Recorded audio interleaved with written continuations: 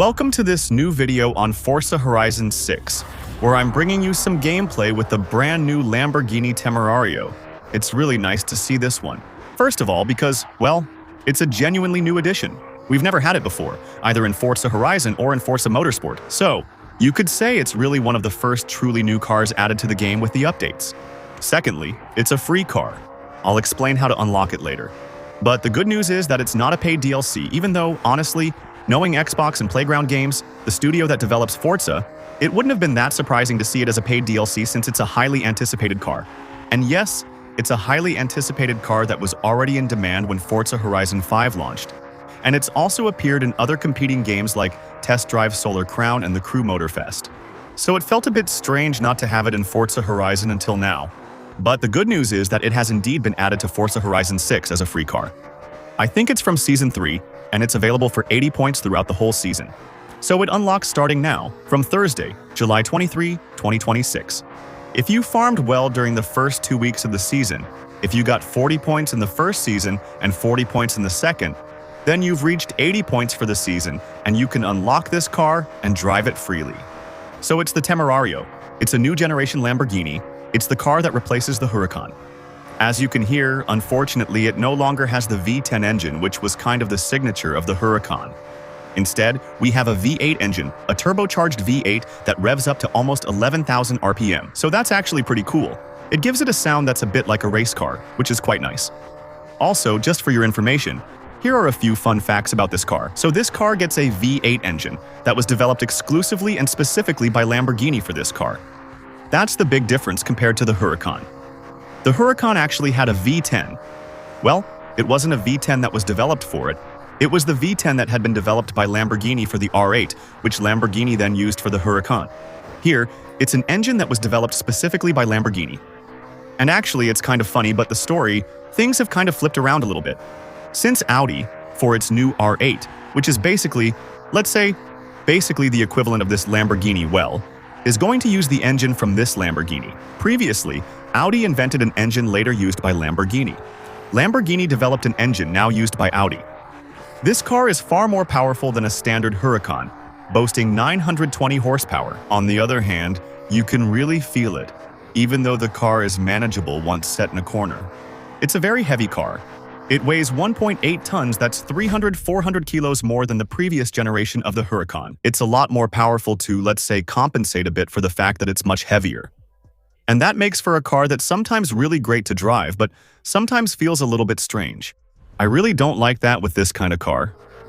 Actually, in terms of driving, once it's going and you're in a wide enough turn you don't need to brake beforehand, well, it's fine. On the other hand, if you're in a turn like this one, where the corner tightens up, or a turn that's a bit less linear, or simply some tighter turns like city driving or hairpins, it's a car that's not very pleasant to drive because you can really feel that it's heavy. At those times, you really have a car that will push its rear end out in the turns. It's a car that wants to go straight on. When entering a turn, it won't turn enough, but in the middle of the turn, the car will start to show its character a bit. The rear will try to come around to the front, and that makes for cars that aren't very pleasant, especially since the car is heavy. So you really feel it. And on top of that, indeed, the car tends to spin its wheels quite a bit during pure acceleration. Even though we're dealing with a car that's all-wheel drive and stock in Forza Horizon 6, it already comes with semi-slick tires, so tires that aren't really supposed to slide that much either. So it's a car that, I think is pretty fast. You see, we got a lap time of 244.444. It's not exceptional, but it's not bad. It's better than the 296 GTB, for example. We have a car that's definitely capable of good lap times. That's actually pretty fast, but I still find it less enjoyable to drive than the Huracan. We'll see with upgrades and tuning. But it's a bit weird. Honestly, you can really feel that it's insanely heavy. Even a Cadillac in the game feels less heavy. Well, on the other hand, it's true that it's still a beautiful car. I think the Temerario like this, in purple, with this finish, with the black rims and the brown interior like that, I don't know what it's called. It's similar to terracotta, but not exactly. It's true that, honestly, it looks amazing. It looks way better than the standard Temerarios. You know, the blue ones without the sport kit, with the gray rims. Right now, it really gives it a whole different look.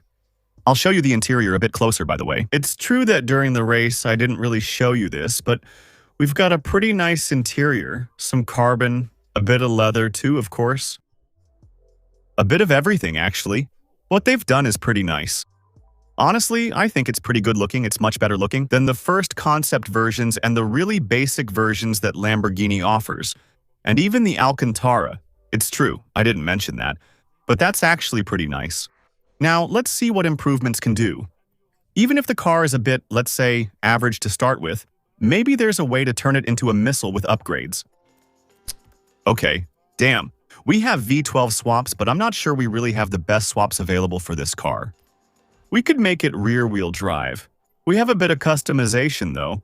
Yeah, cool, we can add the little splitter. Damn, but it's not adjustable, though. That's one thing that sucks about Forza. Manufacturer customizations are rarely compatible with tuning, so to access tuning options, you need to use the Forza kits. And the Forza kit, it's hideous. On the other hand, it's true, if you want more performance, you don't really have a choice. On the other hand, there's a nice finish at the back. You can swap the 4 scoops for 2 simple ones. I think that also changes the round bits too. Slightly, yeah. Yeah, it gives it a slightly bigger wing. And then, what do we have?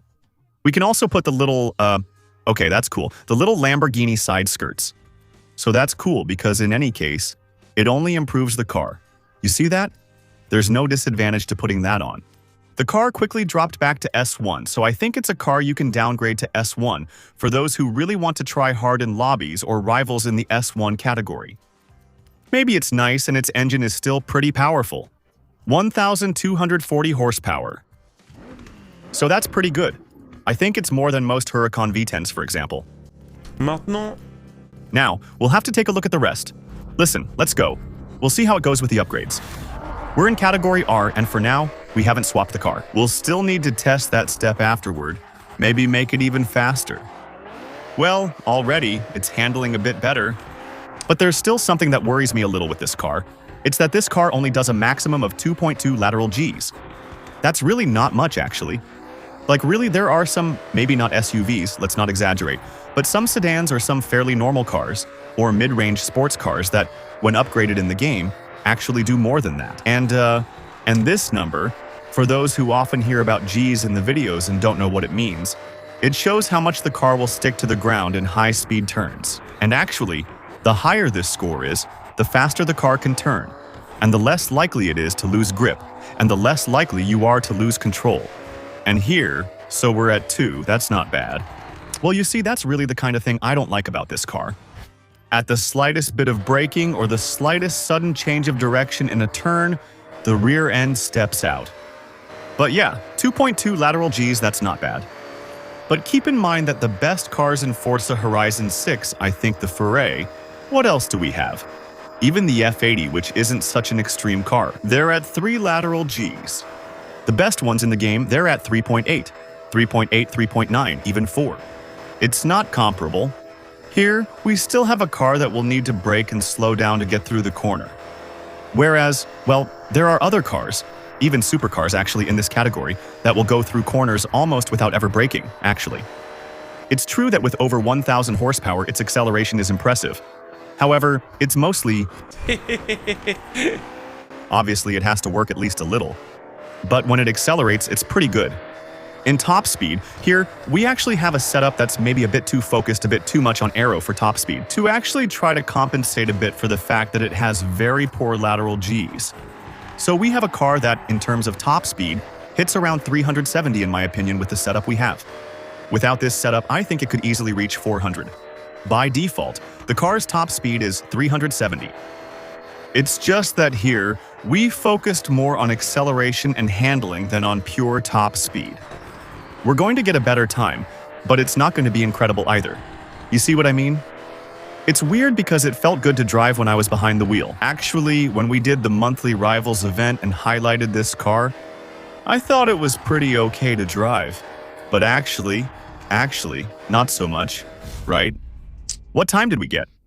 We did 237.43. Well, it's better than a McLaren Sabre. It's better than an upgraded 296 GTB. Afterwards, we can swap it. You could even put the Huracan's V10 in if you're feeling nostalgic. The V10 really does sound good, maybe even better. It's just different. So if you want to put the Huracan's V10 back, you can.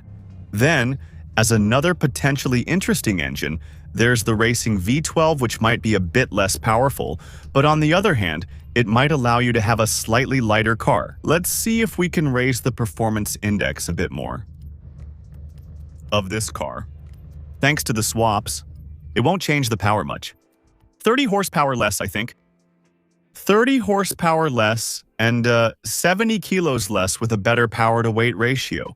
So it could be pretty good for those who might want to do some racing. Then again, yeah, maybe at the top of S2 it could be pretty good with that swap. Top S2 to optimize the handling a bit.